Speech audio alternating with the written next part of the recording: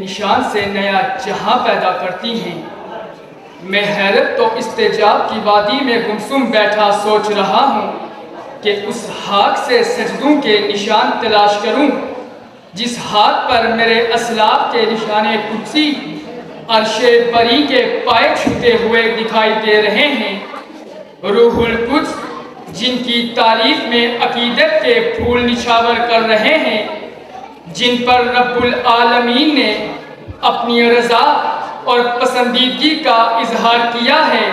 اور قرآن کریم جن کی عظمت کے ترانے اقصائے عالم میں سنا رہے ہیں، وہ خدا کے دین کے علم بردار بن کر اٹھے۔ سمندر اور پہاڑ ان کے گھوڑوں کے آگے میدان بن گئے۔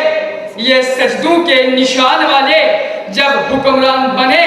تو عالم کے سروں پر رحمت خداوندی کے بادل ثابت ہوئے اور آب حیات کے قطرے بن کر برسے۔ انہوں نے زوال پذیر انسانیت کو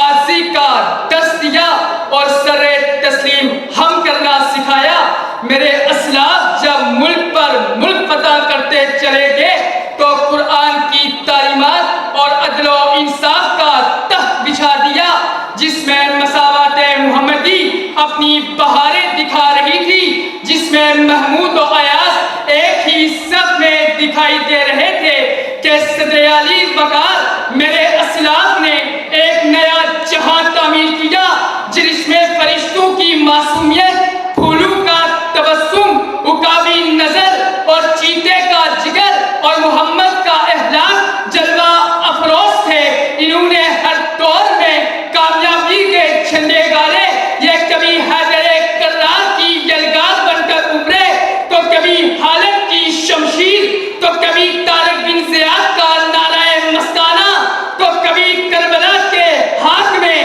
اسلام کے دامن کو اپنے لہو سے گلو گلزار کر گئے کہ صدر علی وقار عدل ہے تیری صفت، عشق ہے شمشیر تیری، میرے درویش خلافت ہے جہانگیر تیری، ماں سوا اللہ کے لیے آگ ہے تکبیر تیری، تو مسلمان ہے تو تقدیر ہے تدبیر تیری،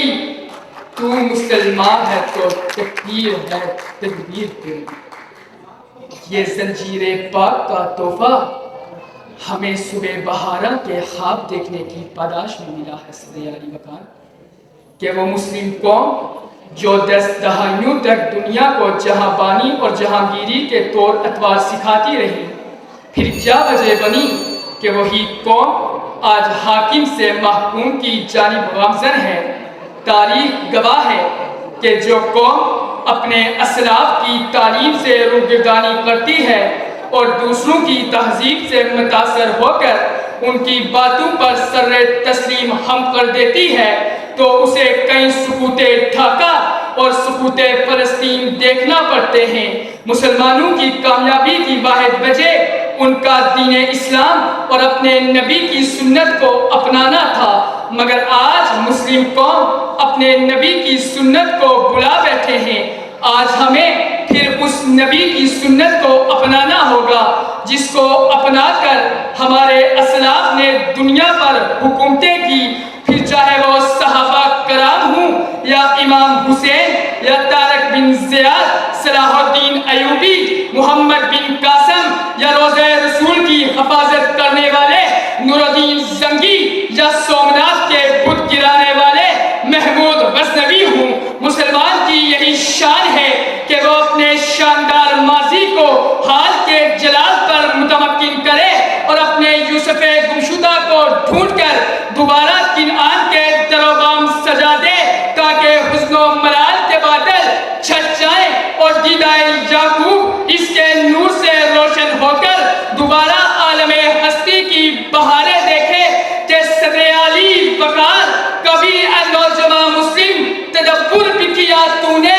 وہ کیا گردوں تھا تو جس کا ہے ایک ٹوٹا ہوا تارا، تجھے اس قوم نے پالا ہے آغوش محبت میں، کچل ڈالا تھا جس نے پاؤں میں تاجے سرے دارا،